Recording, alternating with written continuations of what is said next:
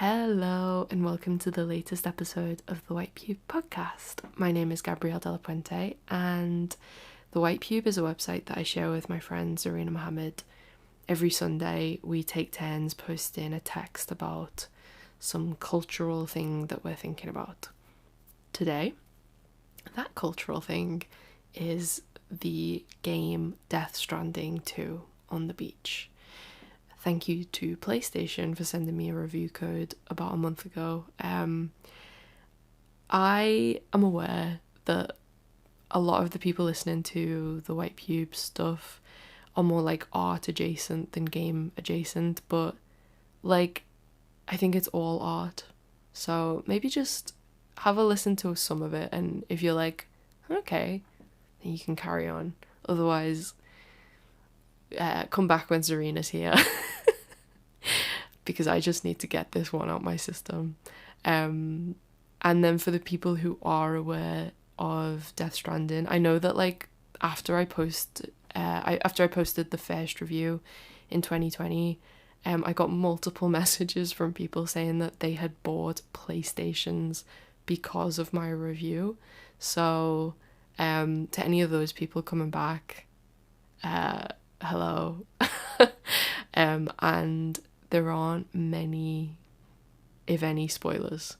I talk about some of the things that are like already in the trailers and like general themes of the story, but yeah, no specifics. There's like a few cameos and like items that you can unlock that I mentioned, but I don't want to write a spoiler text. That's not really the point. So now that that's all out the way, I hope you enjoy the text.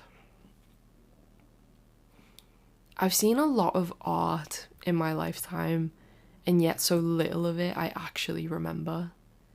Memories of exhibitions, films, plays, and books exist like ghosts that bump around inside my head. Old videos that never fully reload. But, in amongst them, there are a handful that come back to me without question marks trailing behind. Artworks that are less like ghosts and more like the bones I am made of. Every few years, I experience something with so much heft and affect, something that comes just when I need it most, that its memory is forever fixed in time and space. It's autumn 2020, and I'm renting a flat on my own. The rain is so heavy that it's loud through single glazing. Every evening, I run the kidney-shaped perimeter of an old Victorian park because I think the routine will keep me sane. Case numbers are high, so Liverpool is being placed under lockdown before the rest of the country. I'm definitely the most depressed I've ever been. I check the news more than I check on myself. Grayed out on the map. I send parcels to friends and they send them back. I water the houseplants so much I overwater them, a thing I didn't even know you could do. I check the news again and agree that nothing is worth the risk. Wash hands after touching doors.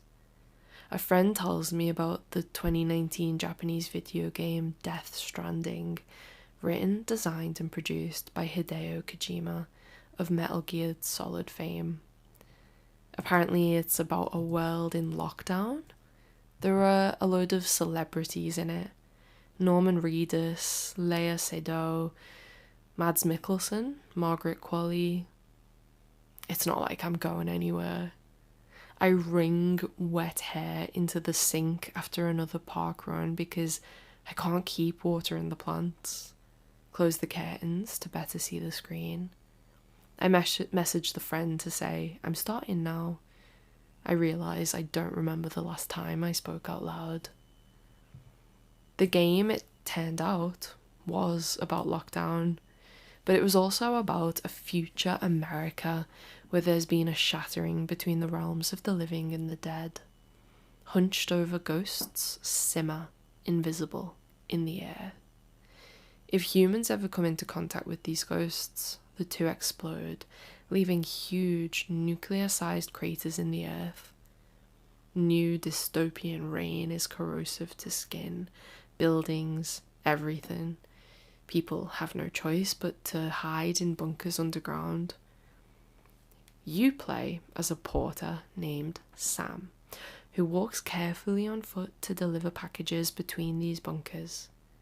Everyone's become disconnected, so it's also Sam's job to set up a new kind of internet, daisy chaining a network between them. You get ladders and climbing ropes to cross rivers and mountains. You get special equipment to reveal the static electricity silhouettes of the dead to make sure you never touch them and they never touch you. I didn't know games like this existed. I had never played anything so lonely, hard-going, and challenging in some of its imagery. That special ghost hunting equipment is actually a preterm baby that blinks at you through a transparent pod. Not having been born yet, the baby exists somewhere between the living and the dead, meaning it can sense the ghosts the naked eye can't see. Sam wears this pod over his stomach like a surrogate and mutters to it as he walks. And yeah, I wasn't used to games that weren't about having fun, and yet it was, without a doubt, the best thing I'd ever played. I couldn't believe Death Stranding had been released a month before the first case of COVID was ever recorded, when it just so happened to be about an invisible force that exploded us into ghosts when we touched. I clocked 160 hours playing from my own bunker, completing everything there was to complete. God, I wanted to climb inside the TV. And it's so tender thinking back on my time with it, like watching therapy I didn't know was being filmed. I remember not knowing if I was more scared of being alone in that flat for years to come, or even weeks, honestly. Seeing other people and risking infection, or worse, risking becoming a domino in someone else's death. The game wasn't there to answer this moral knot. Sam does develop a fear of being touched, and everyone steers clear of each other, only interfacing through screens. No, the game was just the perfect counterweight, pushing my body back harder the closer I got to the edge. Two firm hands on the shoulders, guiding me out of a haunted house. Someone saying, "Look at me," because otherwise I'd see how close the ghosts had gotten. In the years that followed, the gratitude I felt led me to writing 3 texts about it. I lectured on the game at a conference in Vienna. I lived in a branded hoodie, got gachapon, read the novelizations, plural. I bought tickets to see Low Roar, the band whose music features throughout, and when I started making art again for a stint, I did so under a pseudonym riffing on one of the game's main characters. I didn't realize until I started writing these words, but I think fandom became a way to enjoy the core thing at a safe distance. The art was so bound to the specific shared trauma of 2020 to the point I didn't even make it halfway through the director's cut. I needed the remove.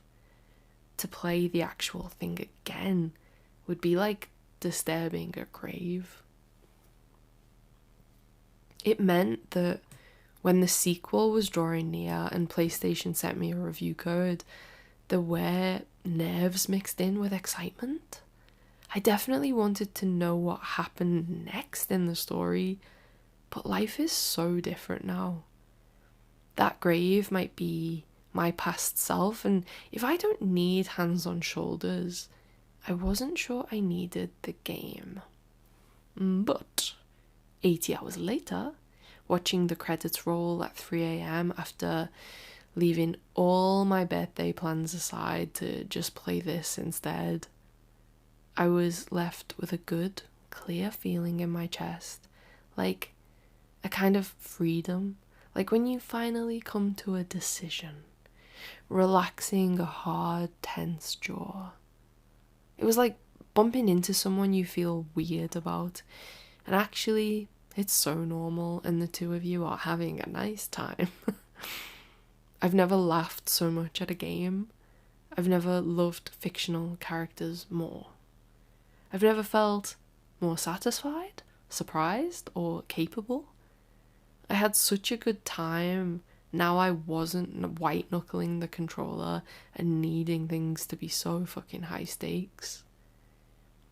Hideo Kojima didn't know we'd be playing the first game during the 5th worst pandemic of all time, but he knew we'd be playing the sequel in its aftermath. At every turn, he uses Death Stranding 2 to make his values clear. When it comes to global threats, we only really have each other. We can't trust governments to keep us safe. Death Stranding 2 is critical of superpowers, borders, white supremacy, human trafficking. It also seems to say that the internet is great or whatever, but we need to be in the same room. We shouldn't go through anything alone. And so we continue our postman job, but this time around, Sam has taken that baby out the pod and is now raising her as his kid. He travels on a flying submarine with a whole load of shipmates. Lea Seydoux chainsmokes. Shioli Kitsuna joins the cast as Rainy, a character so lovable she could spin forever inside a musical jewelry box and I'd never get bored. Elle Fanning plays a stray cat of a girl called Tomorrow. There's in-game social media, and Sam has a chatty, sentient puppet strapped to his belt, providing a running commentary throughout. It means Sam is never actually alone. Gameplay is pretty much the same, making Death Stranding 2 a non-identical twin, but in having a twin, it's a much less lonely game. The temperature rise feels good. It's single player, but it has an online mode that means the ladders and bridges you place appear in other players' games to help them cross rivers and mountains too. If you drop a gun in a boss fight, it will pop up in someone else's. If enough people walk the same route, it creates a desire line in the ground so that we can all find our way. The player is never alone either. And it's funny, all of this design was true for game 1 as well, but it's like I'm only able to feel it in the sequel now that story and gameplay feel like they're working towards the same goal of community. I feel it in Death Stranding 2, where characters finally touch, where the baby paws at Sam's face, Rainy brushes Tomorrow's hair, and the girls press their foreheads together and hug. Maybe I feel it because I know it now too. I pause the game because Priya and Carlos are coming over for dinner. I stop writing this sentence just for a moment, right now. And here I'm back again.